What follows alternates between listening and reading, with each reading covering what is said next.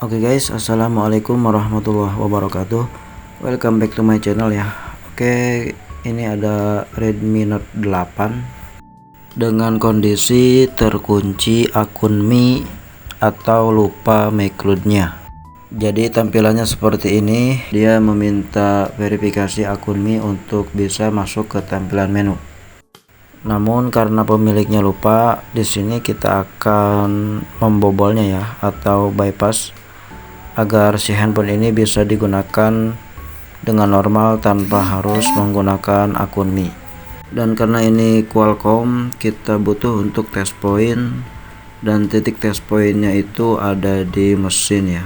Maka langkah pertama kita harus membuka dulu untuk penutup handphonenya ya, atau backdoornya ini harus kita buka, dan kita buka juga untuk penutup mesinnya. Di sini saya percepat ya proses pembongkarannya agar tidak memakan durasi yang terlalu lama. Ya, di sini sudah terbuka seperti ini, dan titik test pointnya ini terlihat sangat jelas. Di sini ada 2 titik ya. Disitulah titik test point yang kita butuhkan untuk bisa masuk ke mode EDL. Oke, selanjutnya kita singkirkan dulu handphonenya. Kita beralih untuk sementara ke tampilan Windows ya. Di sini kita siapkan bahan-bahan yang kita butuhkan untuk membobol akun Mi.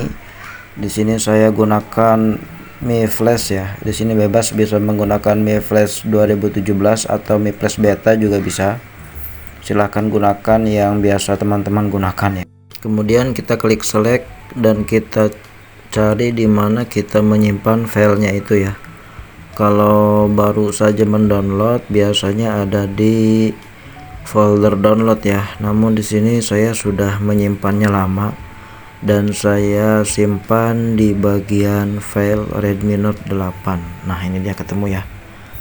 Jadi kita masukkan file MyCloud Redmi Note 8 yang ini ya. Jadi yang sebelum image ya, di atas image ini. Jadi bukan file image-nya yang dimasukin. Nah, kalau sudah seperti ini kita klik OK sampai terinput di Mi Flash, kemudian kita pilih clean all agar bersih. Kemudian teman-teman bisa membuka device manager untuk mengetahui si handphone sudah terhubung atau belum ya. Namun di sini saya lupa untuk membukanya, jadi kita bisa mengandalkan suara saja. Ya, di sini kita siapkan handphonenya dalam posisi mati ya. Kita colokkan dulu kabel yang terhubung ke handphone ya. Nanti kabel yang terhubung ke komputernya kita colok belakangan. Ini untuk mempermudah ya. Sebenarnya bisa dari komputer dulu baru ke handphone, atau handphone dulu baru ke komputer, ini bebas. Intinya koneksi dari handphone ke komputer itu harus benar-benar terkoneksi berbarengan dengan kita menekan titik test point itu ya. Nah, seperti ini kita tekan titik test point sambil kita hubungkan kabel ke komputer. Untuk menandakan terhubung atau belumnya si handphone, nanti ada bunyi. Nah, itu dia bunyinya.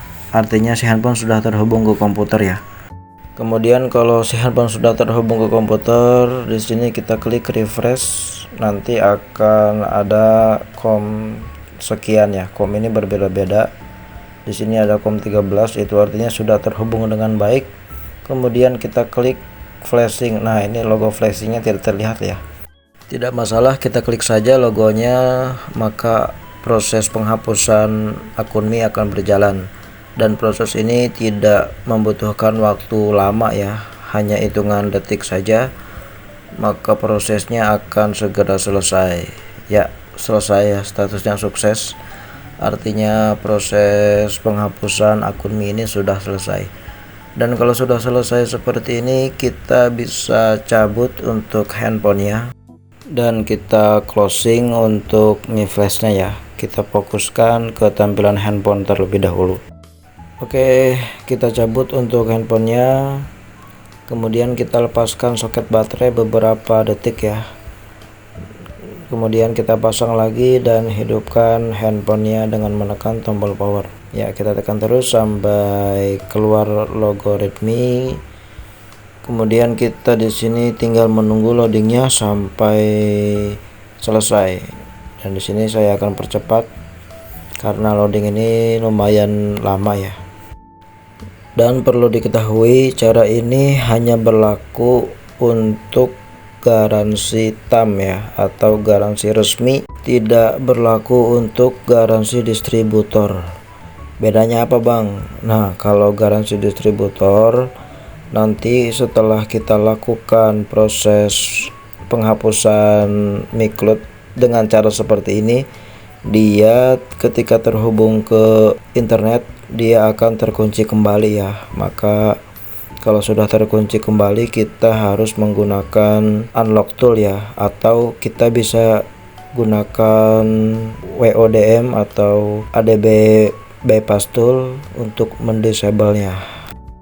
Oke, di sini loading sudah selesai ya.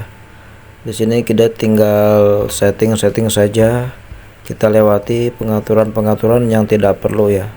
Kita fokuskan untuk handphone ini agar bisa masuk ke tampilan menu terlebih dahulu. Kemudian kita akan menghubungkan ke internet, ke wifi, atau boleh menggunakan kartu data. Kita coba cek, kita coba tes apakah dia akan terkunci kembali ya. Ya, di sini saya gunakan wifi ya untuk bisa terhubung ke internet. Kita akan mencoba.